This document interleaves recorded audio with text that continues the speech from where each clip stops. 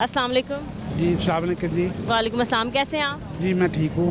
Sir, क्या यहाँ पर इतनी गंदगी फैली है? कब से ये गंदगी, ये कब से सारी चीज़ें चल रही हैं इलाके की? ये जी तकरीबन 3 महीने से ज़्यादा हो गया ठीक है। है। ये गटर सारे जो है ना चौक हो गए हैं, पानी इकट्ठा है।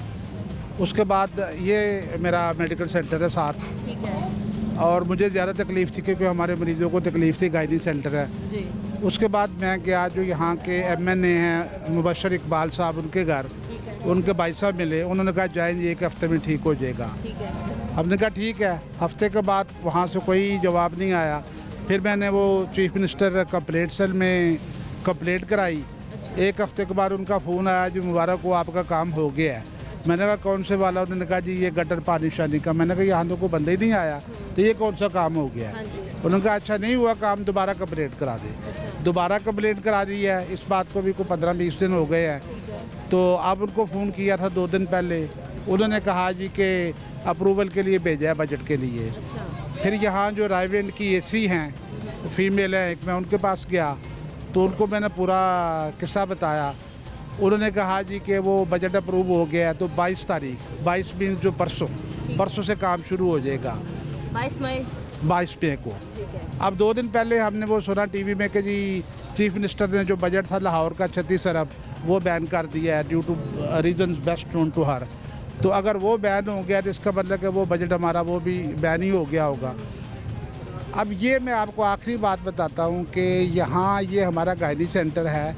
1 हफ्ता पहले एक प्रेग्नेंट खातून मोटरसाइकिल पे खामद के साथ आई, गिर गई और उसका मिस कैरेज हो गई। यहाँ मिस कैरेज हो गया, वो हमारे पास आए, हमने जो नेसेसरी ट्रीटमेंट करके रेफ़र कर दिया उनको। अब ये आलम है कि यहाँ आगे लाखों की आबादी है, ड्राई पोर्ट है, फैक्ट्री एरिया है, रिंग रोड को मिलता है। यहाँ आप देख रहे हैं खुद, यहाँ से गुजरा नहीं जाता। ना बच्चे गुजर सकते हैं, ना औरतें गुजर सकती हैं, ना गाड़ियाँ गुजर सकती हैं।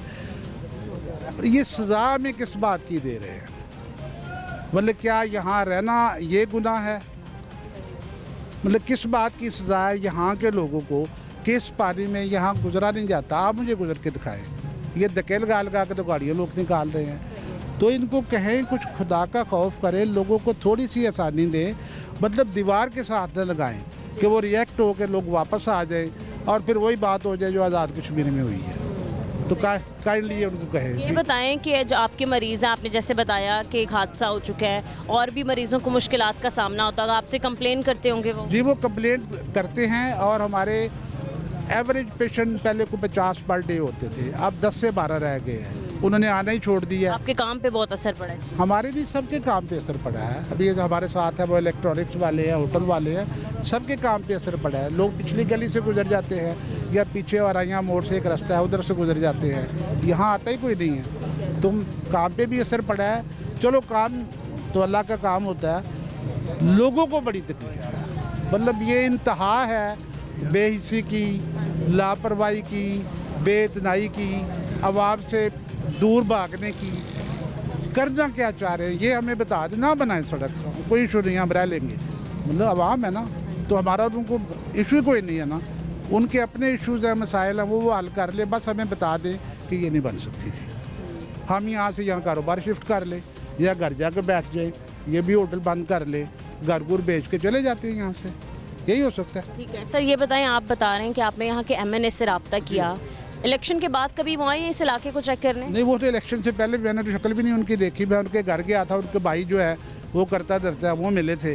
उन्होंने कहा ये राना साहब खुद तो बड़े मसरूफ़ होते हैं। मैंने कहा चले अल्लाह ताला उनको और मसरूफ़ करे। वो भाई साहब थे, उनका नाम पता नहीं, राना अशरफ है या इस तरह का। उन्होंने वैसे मुझे अपरेंटली बड़ा जी हाँ जी अभी करते हैं, फ़ोन करते हैं, ये कर जैसे पॉलिटिशियन करते हैं। कुछ हुआ नहीं है। ऐसी आई शुड अप्रिशिएट के उसने अच्छे तरीके से बात सुनी यहाँ की जो है। उन्होंने कहा जी कि ये मैं आपको पक्की खबर दे रही हूँ, 22 से काम शुरू हो जाएगा। और अब आके बजट का मसला इन्होंने फंसा दिया? वो उन्होंने नहीं मुझे कहा, ये मैंने टीवी में खबरों में सुना कि जी वो 36 अरब लाहौर का तरक्याती बजट था, तो शी इज़ नॉट सेटिस्फाइड जो प्रोजेक्ट्स हैं, तो उन्होंने फ़िलहाल उसको सस्पेंड कर दिया। सर, दूसरी बात आप ये बताएं, क्या सिर्फ इलाके में यही परेशानी है, एक टूटी हुई सड़क और दूसरा नकारा सिस्टम सीवरेज का, और कौन सी मुश्किलात हैं? यहाँ 2 मुश्किलात सबसे बड़ी है। एक तो ये सीवरेज का है ही, दूसरा इलेक्ट्रिसिटी का। इलेक्ट्रिसिटी का ये आलम है कि पूरे 24 घंटे में अगर आए तो टोटल 4 घंटे बिजली आती है, टोटल 4 घंटे। हम लोगों के वो चौक हो जाते हैं, जो यूपीएस लगाए हुए हैं वो भी चौक हो जाते हैं। हमारी वो अल्ट्रासाउंड नहीं हो सकता, मशीनें नहीं चल सकती, इन लोगों के अपने मसाइल है सबके। बिजली का मसला बहुत, और बिल जो है अल्हम्दुलिल्लाह पूरा आता है, पूरे कायदगी से आ रहे हैं बिल आपके? नहीं, बाकायदगी से आ रहे हैं। और ऐसे वो बिल आ रहे हैं जैसे 24 घंटे हमें उन्होंने बारिश कर दी है बिजली की। मतलब कि अगर मेरा यहाँ 1 मीटर लगा हुआ है, 4.5 मरले का प्लाजा है, तो अगर इसका बिल 70-80 हज़ार आएगा तो काफ़ी बिल है ये, है कि नहीं? तो वो हम पे भी करते हैं।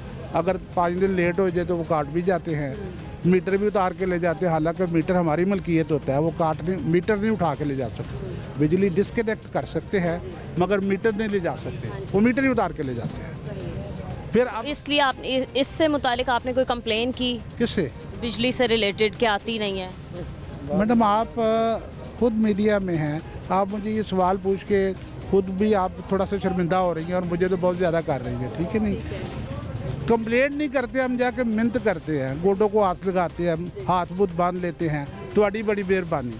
यहाँ राइट के लिए भी मेहरबानी, मिन्नत, तरला, जी जनाब, इस तरह के काम करने पड़ते हैं। वो हम सारे करते हैं, रोज़ करते हैं। आओ जी।